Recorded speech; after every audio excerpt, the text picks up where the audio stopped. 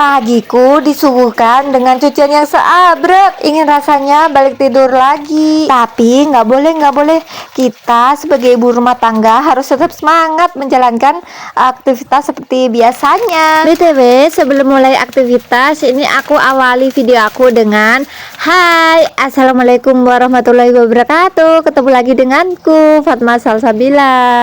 Maaf ya teman-teman kalau pagi-paginya disuguhkan dengan suara cempreng aku. Di sini aku nggak share aktivitas seperti sebelum-sebelumnya ya, seperti biasanya gitu maksudnya. Karena aku ingin meluahkan sedikit cerita tentang dulunya yang aku kena sakit GERD anxiety atau orang nyebutnya itu asam lambung gitu. Tepatnya tahun 2021 bulan Juni. Singkat cerita, awal mula aku terkena asam lambung atau GERD anxiety. Apa sih itu anxiety? Anxiety itu yang udah menyebar ke pikiran atau mental kita ya, yang dokter bilang itu mental yang kurang sehat gitu maksudnya. Karena memang sebelumnya aku udah ada riwayat sakit lambung mah gitu. Hampir kayak tiap hari dulu tuh aku sering masuk angin, kayak masuk angin keluhannya gitu.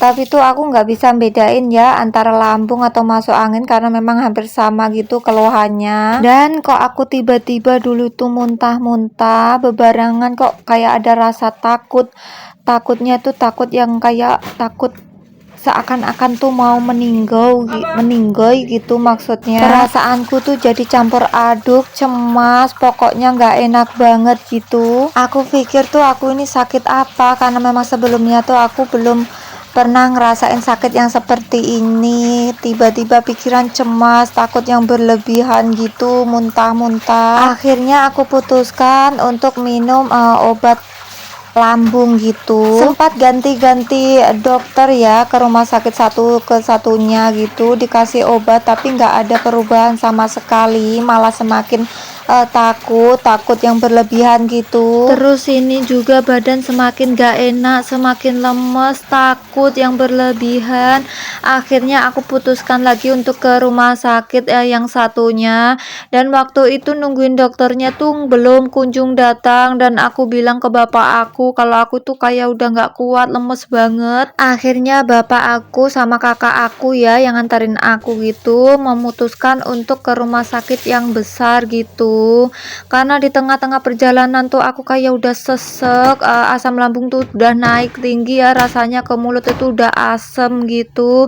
Jadi bapak aku tuh kayak kemauan menangis gitu ya, dekap aku dari belakang gitu. Aku juga dalam pikiran satu sisi aku tuh kasihan sama anak aku yang masih usia 6 bulan, dan satu sisi pikiran aku itu kayak aku tuh memang udah benar-benar kayak mau meninggal gitu ya. Astagfirullahaladzim, kalau nginget-inget masa pas sakit parah-parahnya dulu itu kayak nggak bisa berkata apa-apa gitu ya, karena anak juga masih kecil. Di pikiran takut kalau aku nggak ada gitu, gimana nasib anak aku. Pikiran aku tuh berlebihan, takut banget gitu. Dan singkat cerita aja, sesampainya di rumah sakit aku tuh minum air banyak banget karena memang tenggorokanku tuh kayak kering, diminumin kering terus kayak gitu.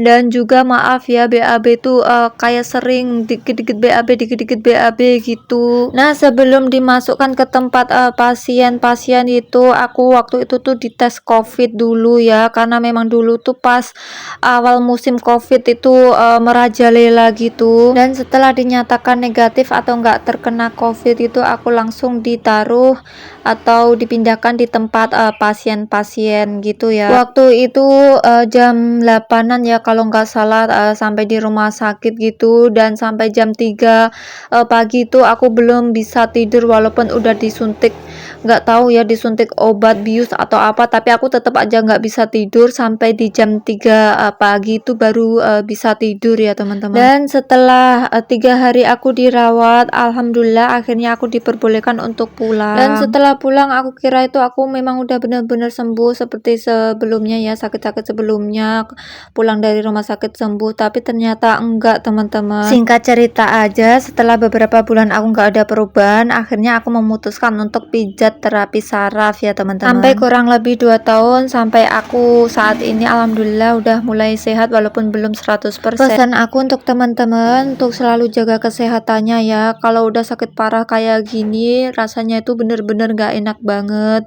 Ya udah sampai di sini dulu ya cerita singkat aku akhirin dulu. Bye bye. Assalamualaikum warahmatullahi wabarakatuh.